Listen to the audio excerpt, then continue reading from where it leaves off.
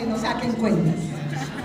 Pero en esa hermosa Venezuela nací, crecí, me formé. Un país que en esa época en la que yo nací era un país que regalaba sonrisas a muchísimas personas que llegaron de todas partes del mundo. Venezuela en esa época era un país de puertas abiertas. Era un país que recibía inmigrantes de todas las nacionalidades del mundo. Un país que ofrecía abrigo, un país que tendía una mano amiga, un país que recibía con los brazos abiertos gente que venía de Europa, que venía de Oriente, que venía de Asia, gente inclusive que llegó de Colombia. Nosotros llegamos a ser el hogar de más de 5 millones de colombianos en esa época. Un país sólido, un país con una moneda fuerte, un país con una democracia estable. En ese país nací yo. En ese país nací siendo la hija mayor de una familia formada por 2 seres humanos que se quisieron mucho. Una familia quizá como la tuya, una familia que se unió para prosperar y para cumplir sueños.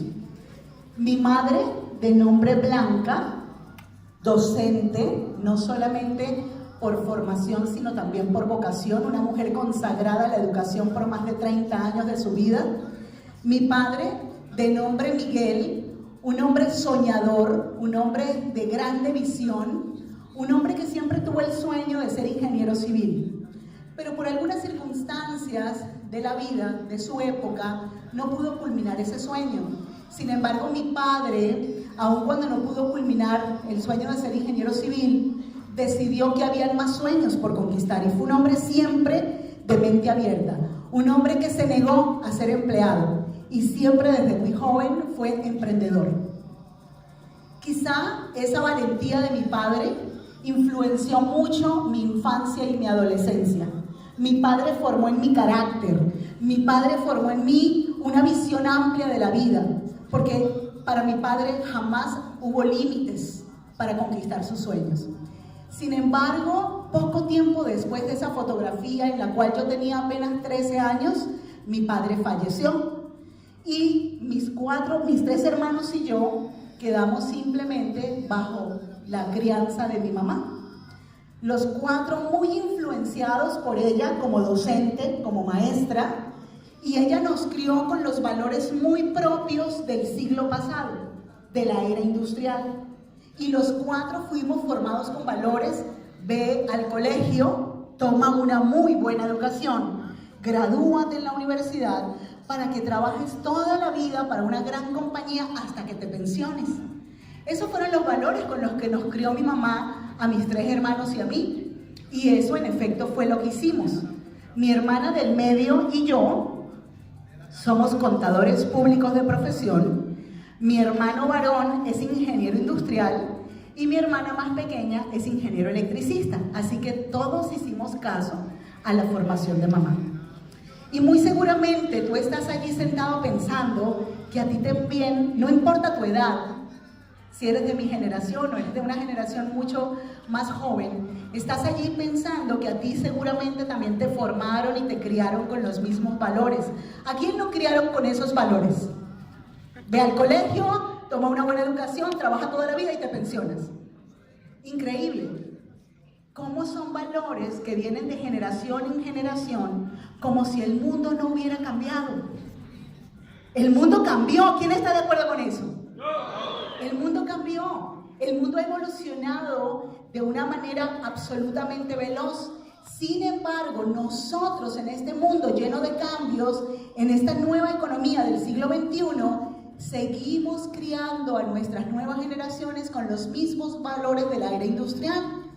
Y quizá no tomamos conciencia de que estamos en una nueva era, en una nueva economía del siglo XXI, que es la era de la información. Yo amo la academia, yo creo en la formación académica, pero hoy tenemos que formarnos ya no tanto para buscar un empleo, sino para salir a emprender, a ser un empresario más, que ponga en movimiento la economía de este país, que ponga en movimiento la economía del mundo. Esos son los valores que ahora deberíamos transmitirle a nuestras nuevas generaciones. Así que con esos valores que mi mamá formó en cada uno de nosotros, yo me gradué muy joven de contador público. A los 21 años tenía 2 carreras universitarias.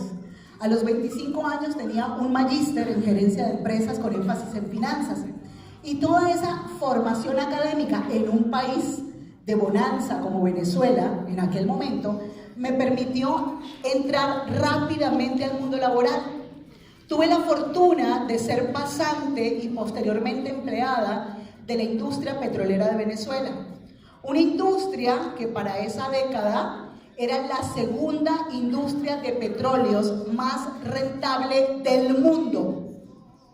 Hoy por hoy, PDVSA ni siquiera figura en las primeras 100 posiciones en el ranking de las compañías petroleras del mundo.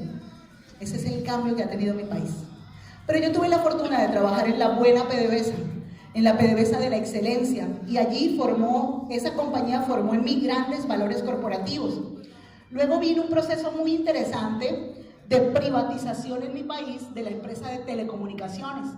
Y tuve la fortuna también de trabajar en la famosa empresa de telecomunicaciones de Venezuela, CanTV. Allí también crecí mucho como profesional. Y finalmente, motivada un poco por el cambio, por tener nuevos ciclos en mi vida, entré a formar parte como corporativa de compañías de venta directa, de compañías que construyen sus mercados a través del canal de marketing más poderoso del mundo, que es el voz a voz, que es la recomendación. Estuve en varias compañías, tanto de Venezuela como de Colombia, de ese tipo de empresas que tienen venta directa. Así que durante todos esos años de trabajo, yo sentía que mi vida era perfecta. Yo sentía que estaba viviendo en un verdadero paraíso. Todas esas oportunidades laborales me permitieron tener un estilo de vida maravilloso. En mí funcionó el empleo perfectamente, porque yo vengo del aire industrial y el empleo funcionó en mí maravillosamente. Tuve extraordinarios cargos en grandes multinacionales que les acabo de contar, y eso me permitió tener desarrollo profesional, crecimiento personal y un estilo de vida envidiable. Todo estaba perfecto hasta ese momento. Pero luego de pensar que vivía en un castillo y luego de pensar que vivía en un paraíso, ese castillo comenzó a derrumbarse como un castillo de naipes. El mundo cambió, Venezuela cambió, Venezuela dio un giro político, social, económico absolutamente fuerte. Y hacia finales del siglo pasado, Venezuela era otra. Ya yo no sentía que era el país en el que yo había nacido. Ya yo sentía signos de peligro. Yo sentía que las cosas en mi país ya no iban bien. Y en ese momento me enfrenté con una decisión que me obligó a salir de mi zona de confort. Yo vivía en Venezuela muy bien. Había logrado una casa hermosa, cambiaba de auto todos los años, me iba de vacaciones cada vez que quería a Miami, porque los venezolanos con esa moneda tan fuerte íbamos a Miami los fines de semana a comprar bobaditas. Pero Venezuela cambió de una manera tan grande y yo empecé a percibir los signos de peligro y tomé en el año 2005 una decisión, quizá la decisión más compleja y más difícil de mi vida. Y fue simplemente dejar mi patria. Y cuando tú dejas patria, tú dejas todo lo que eres atrás. Dejas familia, dejas amigos, dejas todo lo que has construido, dejas todo lo que eres. Allá se queda tu corazón.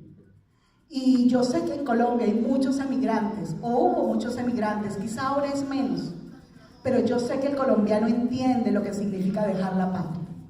Y yo en el año 2005 dejé la patria. Y en ese momento tomé la decisión de salir de Venezuela buscando un futuro mejor. Hoy ni siquiera te están diciendo que tienes que tomar una decisión tan difícil en tu vida. Hoy simplemente te están diciendo que hay una oportunidad para que no tengas que emigrar de Colombia, que hay una oportunidad para que no te separes de tu familia, que hay una oportunidad para construir tus sueños en Colombia con una oportunidad llamada Gano Excel.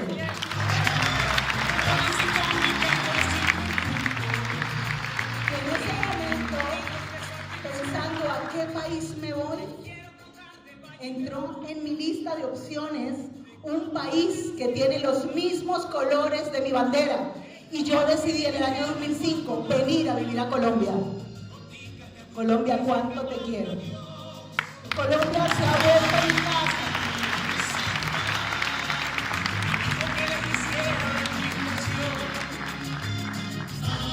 Colombia se volvió mi casa desde hace 12 años. Y aun cuando yo tengo a Venezuela en el lado izquierdo de mi pecho, también Colombia forma parte de mis grandes afectos. Y yo todos los días le doy gracias a Dios porque en el año 2005 yo decidí venirme a este país.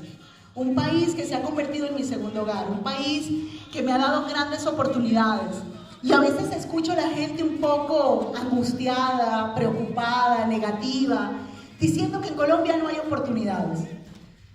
Y si fuera así, no estarían pasándose cantidad de venezolanos por el puente Simón Bolívar buscando acá una mejor calidad de vida. Acá sí hay oportunidades.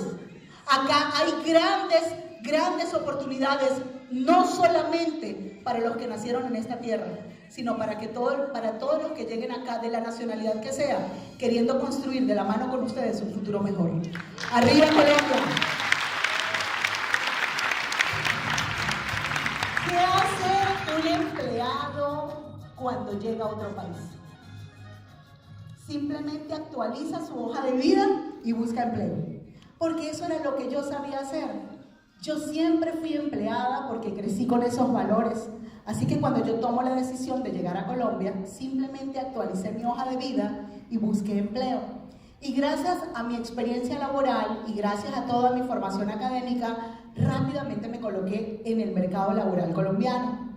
Trabajé para compañías importantes en Colombia y obviamente después de 20 años de vida laboral, quiero ser agradecida porque el valor de la gratitud es importante. Y en esos 20 años tuve crecimiento profesional, tuve crecimiento personal, aprendí el valor de la disciplina porque trabajé en compañías que le apuntaban a la excelencia. Aprendí a tomar decisiones desde muy joven porque manejaba un área financiera y tenía grandes responsabilidades desde muy temprana edad. Tuve muy buen estilo de vida en esos 20 años de vida laboral, pero me di cuenta después de mucho tiempo que siempre los ingresos dependieron como empleada de mi propio esfuerzo. Siempre dependieron de mi propio esfuerzo. Finalmente, después de dar una revisión del balance de mi vida financiera, luego de 20 años de trabajo, mi balance era precario. Como decimos los contadores públicos, aquí hay varios colegas, ¿verdad? Los contadores públicos decimos que tenemos el balance financiero en rojo.